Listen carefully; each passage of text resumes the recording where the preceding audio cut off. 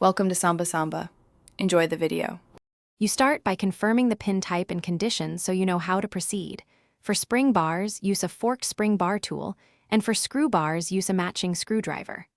Lay the watch face down on a soft cushion to protect the crystal. Once done, remove the strap one side at a time while holding the pin steady. This prevents loss and lets you assess whether the pin is bent, worn, or simply loose in the lug hole. Now you focus on reseating and securing the pin. Compress a spring bar inward and align it to the lug hole, then release so the shoulder seats securely. Listen or feel for the click. With screw bars, back the screw out slightly, apply a tiny drop of low-strength thread locker if needed, and torque gently with the correct driver. Over-tightening strips threads. If the pin wobble persists, insert a thin metal shim or fold a tiny piece of foil around the pin to take up slack and stabilize the fit. You finish by testing the repair under realistic motion.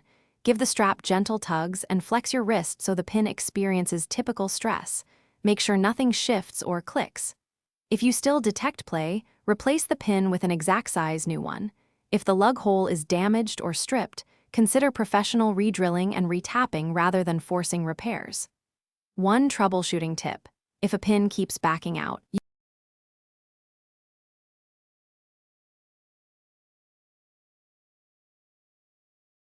Thanks for watching.